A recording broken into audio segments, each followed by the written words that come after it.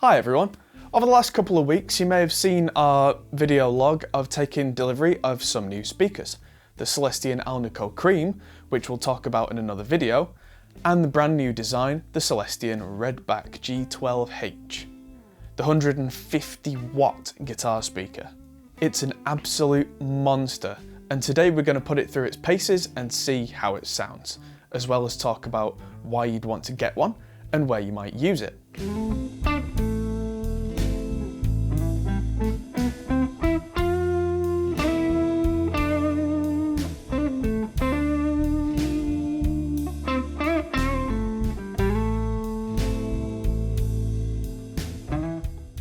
Before we talk about the Redback, let's put it into a little bit of context. The first well-known speakers for guitar were the Celestion Blue, which got used in the Vox AC30. Great sound, but they could only handle 15 watts each. Celestion then designed the Greenback, which could handle 20 watts and then 25, and 30 with a heavy magnet as the design improved. They then made higher wattage speakers like the G1250 and the G1265, which have a sound all of their own. They then made the vintage 30, which actually has a 60 watt handling but sounded more like the older 30 watt ones, hence the name. Some guitarists still wanted more power handling per speaker, so they made the K100, which is the 100 watt monster. And recently they designed the Creamback series, the M65 and the H75. And the Cream, which is a 90 watt speaker. And finally, we arrive at the Redback 150. So the first question is why? Why so much power handling? I think there are a few answers to this. The first one is heat. We have to understand that heat is the biggest problem facing speakers. So it's much more likely that if you put too much power through a speaker, it will burn out rather than just jump out of its socket.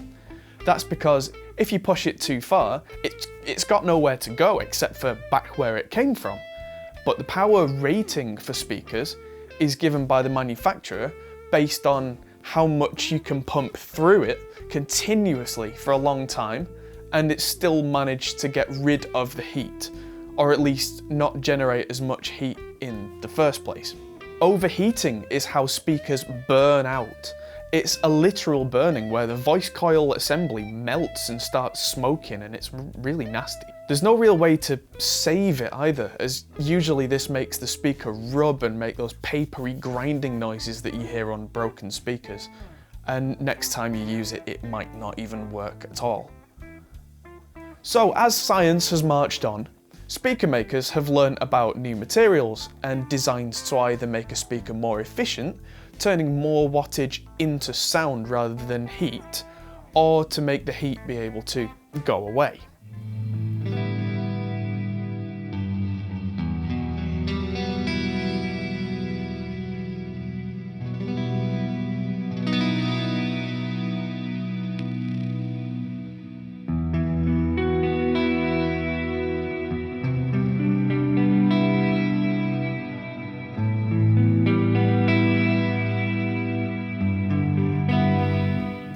The second reason speakers are being designed to handle so much power is because guitarists don't want to carry as much weight, or at least have less speakers. Back when the Greenback was first designed, it had a 20 watt power handling, and they were being run through like Marshall plexi heads on full volume. You know, those 100 watt ear-shattering monsters.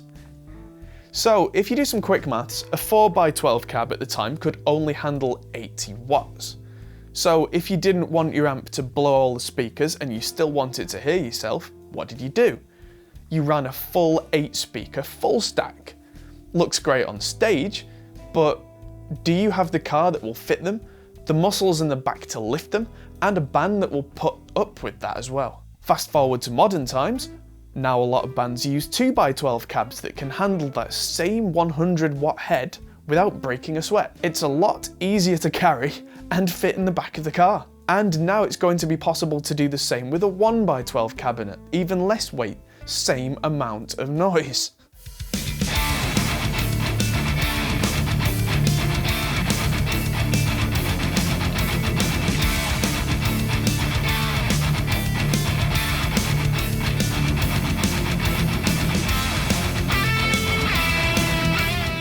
The third reason high wattage speakers are a big deal, especially now, is that there are more uses than ever for a single speaker with high power use. A lot of guitarists have high powered combo amps. Think a Mesa Mark IV or Mark V or even any of the Mark series. Those are 90 watt amps with a single speaker in the combo. The only Celestion option for the speaker up until now has been a K100, which is a great speaker, but has a certain darkness to the tone that only appeals to a certain percentage of guitarists. I've got one here, and I'll compare it with the Redback and a few other speakers at the end. Another application is for live guitarists on big stages. Guitarists going through a PA system will often have a 100 watt amp for the tone going through an ISO cab. That's one of those devices which is essentially a speaker inside a box with a mic in front of the speaker all sealed away. And if you really want to get those power tubes going, there haven't been many options. Doubly so since there's nowhere for that heat to go inside a sealed box.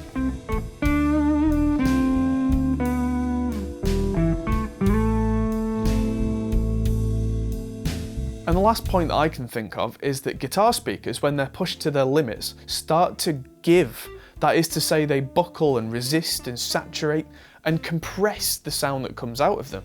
Some classic rock guitar players love that natural compression as it's part of their tone, and I suspect someone like Brian May would sound very different if he put a pair of these Redbacks into one of his AC30s instead of the 15 watt Alnico Blues. Although I'm sure he wouldn't blow up speakers nearly as often. I know that he blows quite a lot of them up live. A lot of modern players, especially in metal, want their speakers to be just getting into that non-linear territory.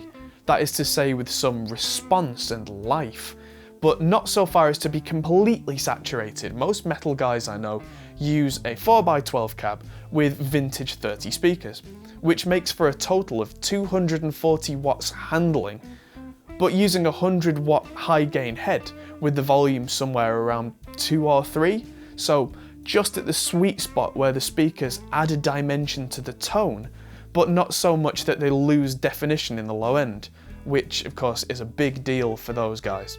And that brings us to the demo section of the video. Here's a segment where I crank the snot out of a 120 watt amp using just the Redback. I'm actually a little bit scared of it.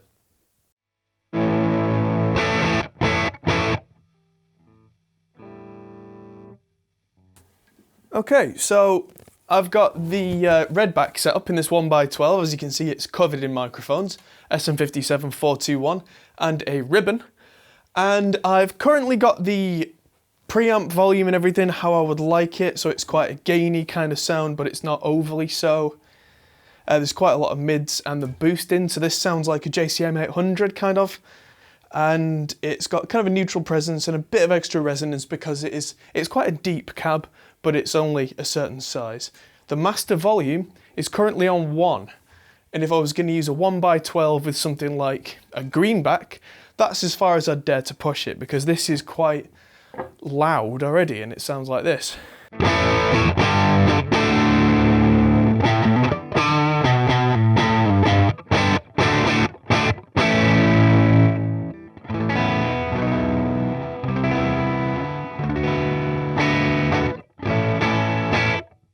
Now, what I'm going to have to do here is kind of match the volumes of these. So I'll bring the volume up for what I was just playing, and I'll bring the volume down for the next bit, because this is where it gets interesting. If I bring the master volume up to 3, you can hear that noise coming from the speaker, and suddenly this is going to be a lot louder in the room.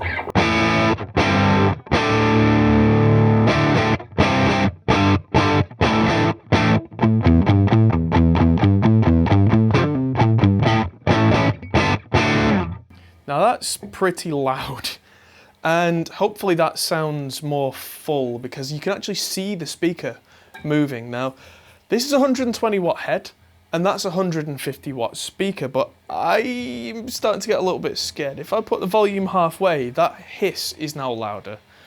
Let's see what we get.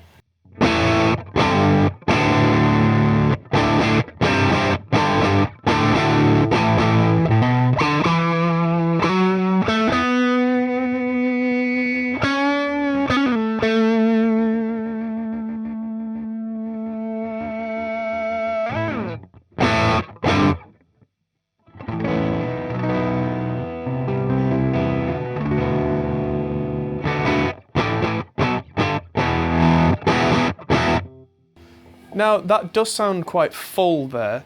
What's interesting is it's got a bit louder, and I'm gonna need to put the earplugs in for the next section. But the speaker isn't compressing that much more. And this is where we get to that point where I can tell that the extra wattage is going to saturate, which apparently a lot of classic Marshalls do. So let's see what happens with the volume above halfway. I'm not going to do this for very long because I'm kind of scared the amp's going to blow up. Here we go.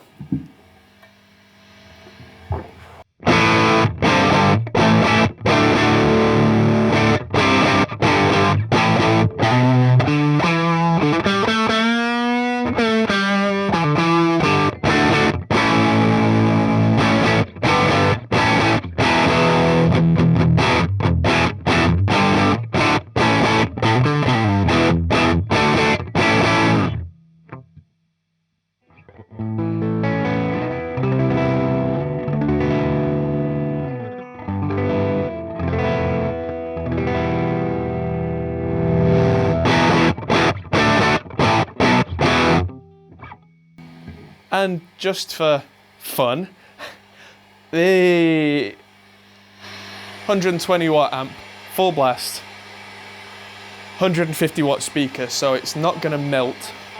Let's see how this sounds.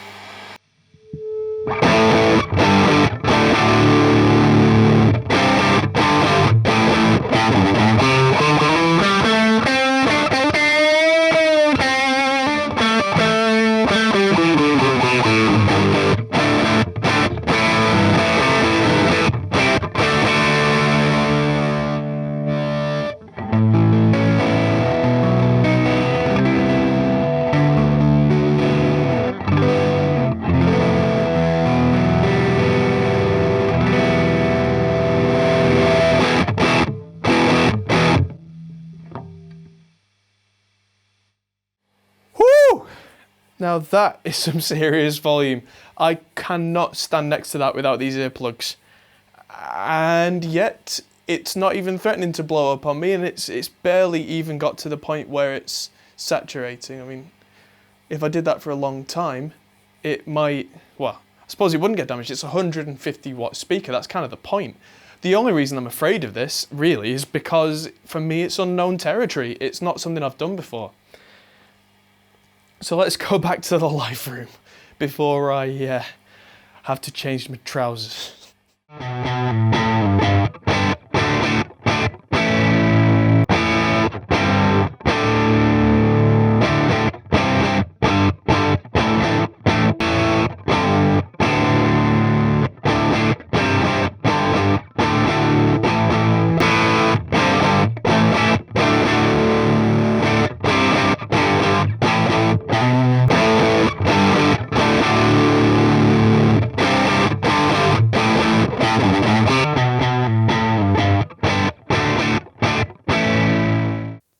So now for a bit more critical listening and comparison.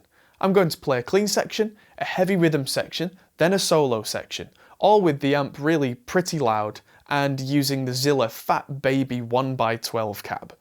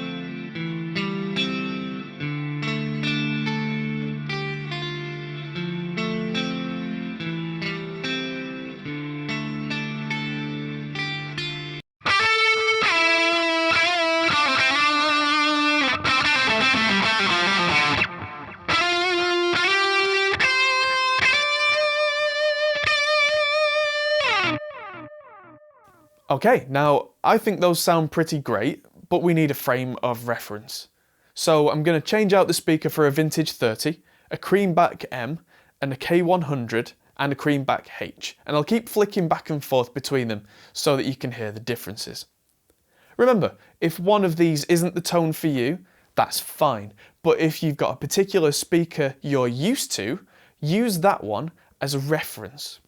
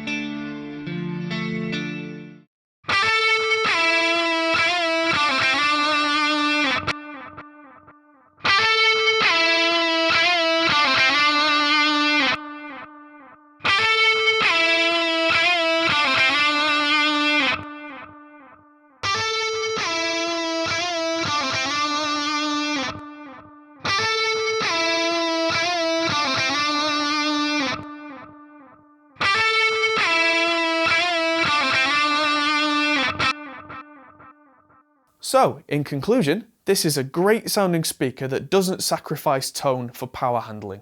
And if you need something that sounds like a classic and can get really loud, but you only want to take one or maybe two speakers to the stage, then the Redback may be for you. Thanks for watching. Big thanks to our patrons through Patreon who help support the channel, and to all of our subscribers, hit that sub button if you haven't done already. Hit the like button to get more people watching this, and stick around for the next video where we're going to be looking at the Alnico Cream. We'll see you very soon.